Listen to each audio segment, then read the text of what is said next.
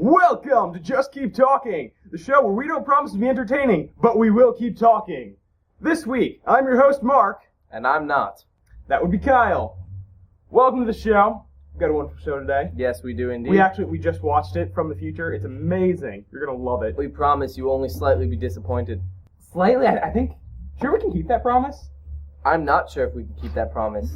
We'll try, though. We will definitely try. Promise to do our best. I'm going to start by talking about the Marvel Cinematic Universe. Hail Hydra. Hail Hydra! Because I have not heard that enough over the past 2 weeks. Not nearly. I'm so glad with what they're doing. Bringing Hydra back was so cool. By the way, spoilers for Captain America the Winter Soldier and S.H.I.E.L.D. coming up. So if you have not Wait, that was a Captain America movie? I could have sworn it was the Black Widow movie.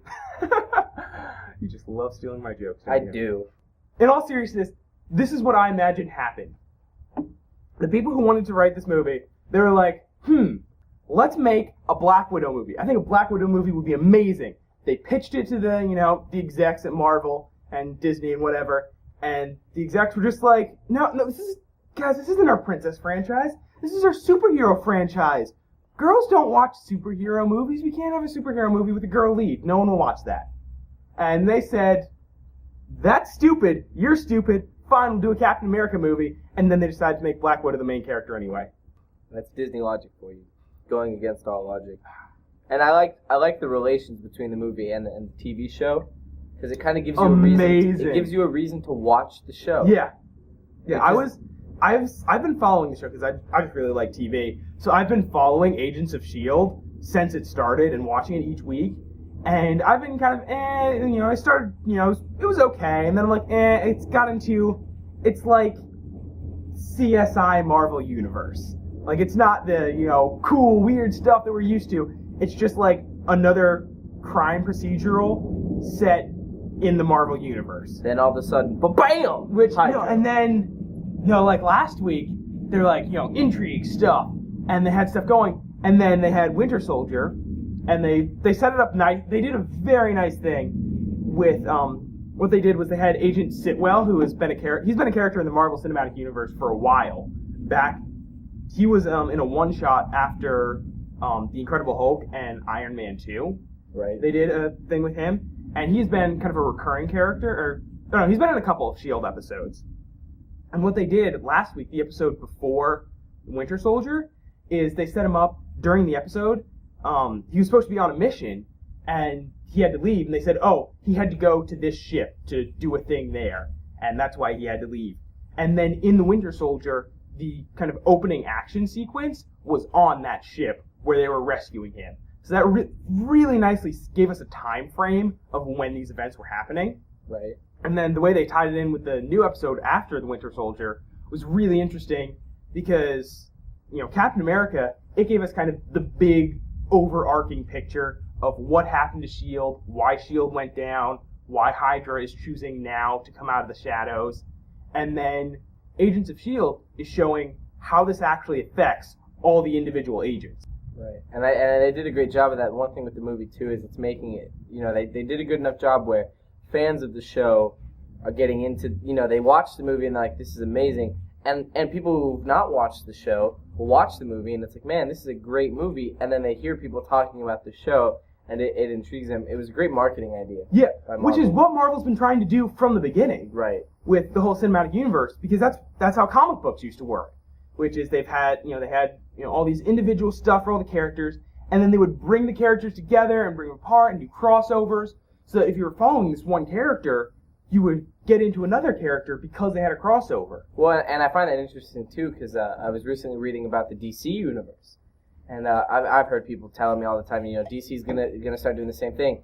It's been now being reported that DC will not be having their own universe existing. Yeah, they're DC, which is interesting because you think Marvel has done it, and they've done a great job, and they're really leaving DC behind in the dust. Which this hurts me as I grew up with the DC animated universe. That was my thing. I followed Justice League Unlimited, Static Shock, all that stuff. And then there was a couple years ago a show called Young Justice, which was outside the universe, but had that same idea of bringing all these characters together and doing cool stuff with them. So I've been really looking forward to seeing more television and movies from DC that does that cool, mixing up characters, bringing them all together, showing them all by their own, and all that stuff. And it's really annoying to me to see how many different universes that DC is using instead of trying to build a single universe.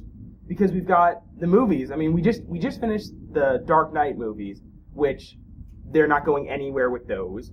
We're starting the Man of Steel movies, where they're introducing a new Batman. Right. Another new one. Yeah. And then we've got Arrow on television, which I think is doing the best for world building at the moment. Definitely. Where they've got Arrow, and then they're working a spin-off in the same universe, which is what they should be doing. And Arrow is just fantastic. Like, I'm drawing a blank on his name, but the guy that plays Slade in that show is just a brilliant actor. And that entire show is just amazing. Right. Speaking of things that are amazing, I recently watched the movie Ender's Game. Right. And I have not, I had never seen it before, and I was way behind, and I knew, I have to watch it. Happened to actually be watching it on the plane from Panama back to Orlando a few weeks ago, coming back from Ecuador. And I'm watching it, and I'm like, it's a pretty good movie. And, of course, Harrison Ford is in it, and I really, I think he's a very great actor. And I'm watching it, I'm getting more and more into it. In the end, it just, I won't spoil this for the very few that haven't seen it, but it was an exceptional movie. Go read the book, because the book is much better. Well, and that's what I'm about to get to. I went out when I got back, and I got the book. And I read Ender's Game in a matter of 18 hours.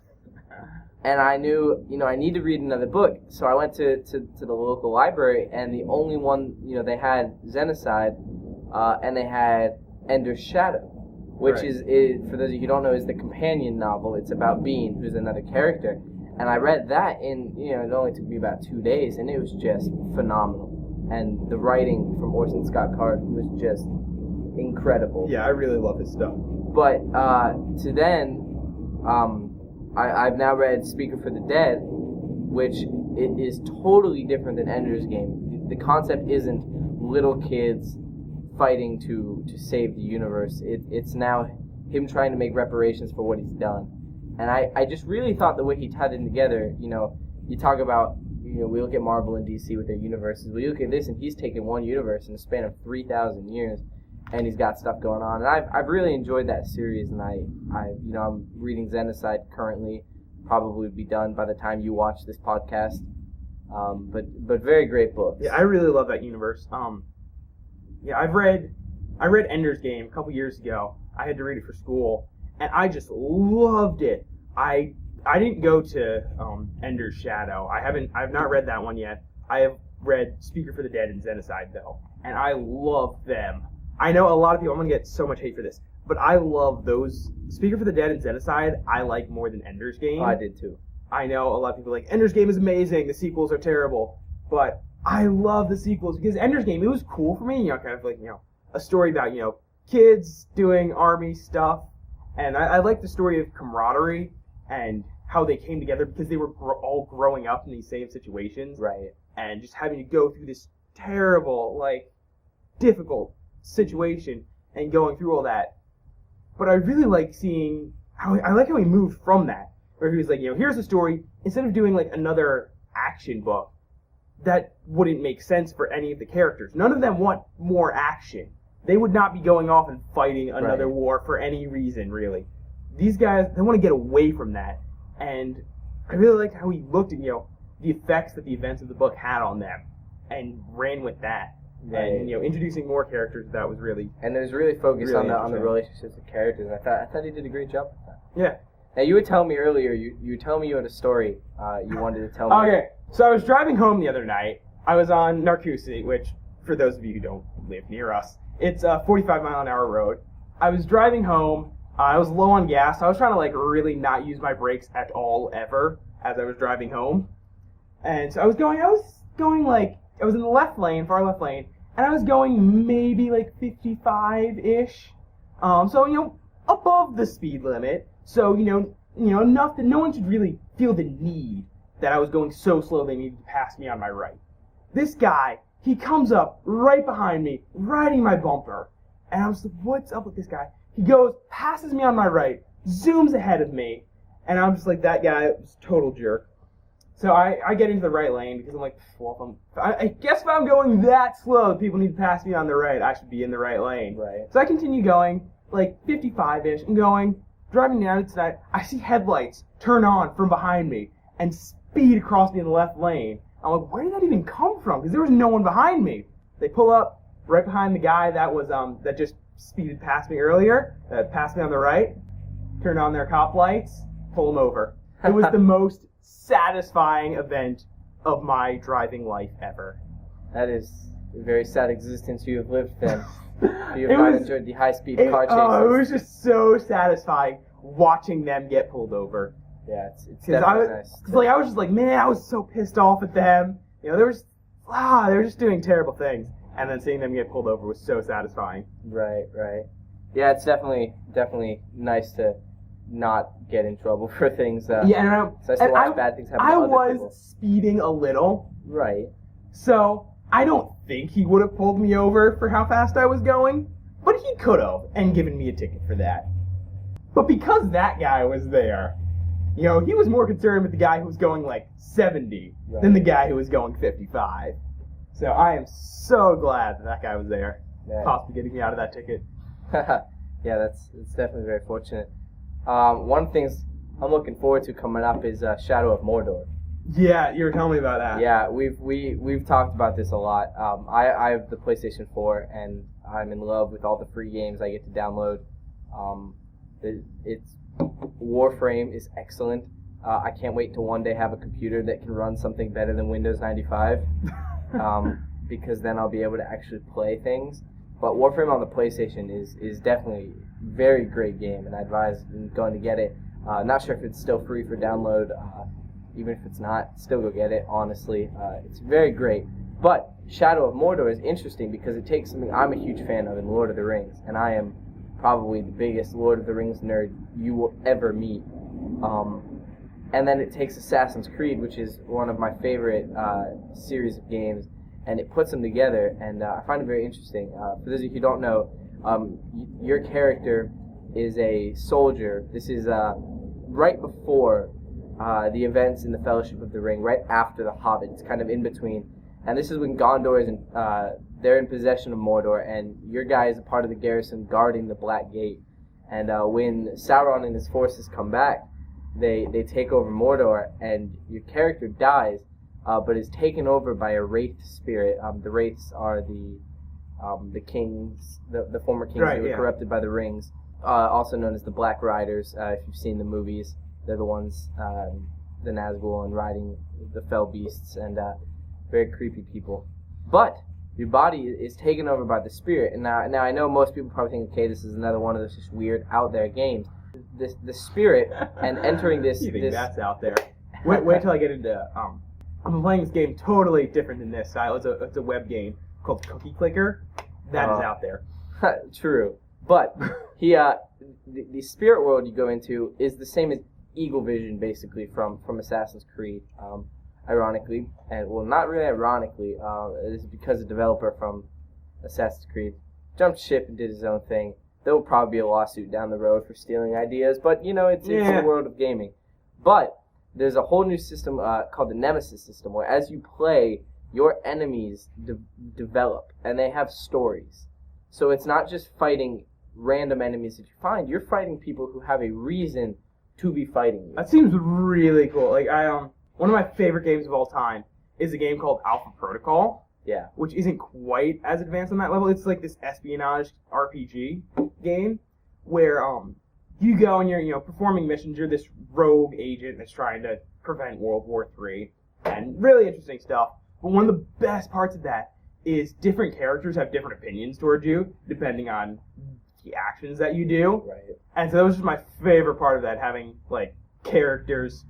What you do affects the storyline. Yeah, what you do affects the storyline, which is crazy hard to implement into a game. But when it's done well, it is so worth it. Right. Well, it's one of the things that the Infamous series kind of does. The more you do things, you becoming a hero or a villain. Which, by the way, Infamous Second Son, if you do not own it, I suggest you go out and buy it. The gameplay is nothing new. It's nothing that's not been done before. They do it very well. But the realism to Seattle in that game.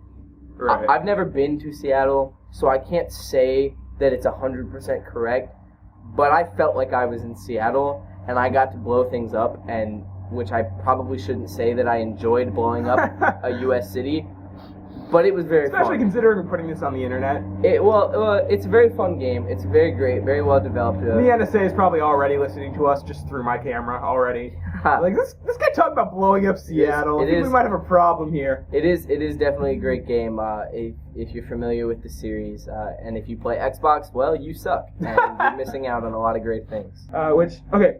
So I was playing this game earlier. I've gotten totally addicted to it. I want to hear about it. It is called Cookie Clicker.